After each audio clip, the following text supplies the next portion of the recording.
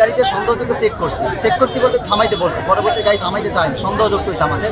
পরে তারা তাদের গাড়ির সামনে দরজা খোলার পরে একটা বক্স আছে, বক্সের ভিতর দেখে আমরা অনেকগুলো টাকা, প্রায় 1000 টাকা বান্ডিল আছে, 2-3টা 500 টাকা বান্ডিল ছিল। তো আমরা বলছি টাকাগুলো কিসের, পরে তারা বিভিন্ন অজুহাত দিচ্ছে টাকাগুলো আমাদের ব্যবসার টাকা, বা আমরা বলছি এত টাকা তো আপনি ব্যাংকে রাখার কথা, ক্যাশ থাকবে কেন। তারপরে সে বিভিন্ন অজুহাত দিচ্ছে, আমাদের দলিল টাকা, জায়গা কিনবে, বিভিন্ন কথা বলছে। পরে পাশে আর একটা বক্স খুলছি, সেটা ভিতরে এরকম টাকা পাওয়া গেছে। পরবর্তীতে আমরা বলছি এই টাকাগুলো আপনি এত টাকা নিয়ে কোথায় যাইছেন। পরবর্তীতে ভিতরে যাইয়া একটা বক্স পাইছি আর কাঠের, ওইটার ভিতরে আপনার প্রায় সোনা ছিল, গোল্ড ছিল, তারপরে টাকাও ছিল। তো ধারণা জিজ্ঞাসা করছি কত টাকা হবে আনুমানিক, তারা 20 লক্ষ টাকার মতো বলছে। ধারণা আমরা দেখি না টাকা, তো আমাদের ধারণা টাকা আরও বেশি আছে ওখানে। বর্তমানে অর্থ পাচার হবে, এটা স্বাভাবিক। এটা আমরা উপরস্থ কর্মকর্তা থেকে শুরু করে একদম ছোট পর্যায়ের উপজেলা নির্বাহী কর্মকর্তা পর্যন্ত দেখে আসছে।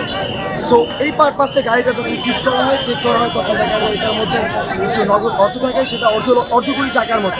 তো এক্সাক্ট অ্যামাউন্ট এখনো বলতে পারছি না, কারণ ম্যাজিস্ট্রেট আসতেছে,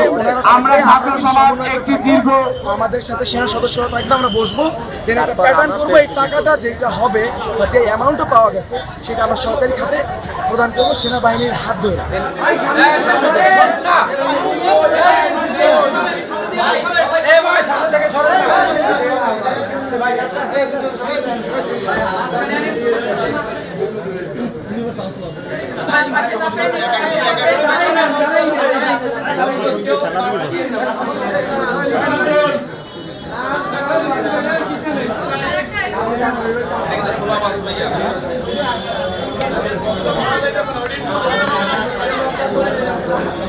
খামেরা তো দাগ হয় কিভাবে? এই যে ভাবি, দাগও যাবে রাগও যাবে, নিন চাকা সুপার হোয়াইট।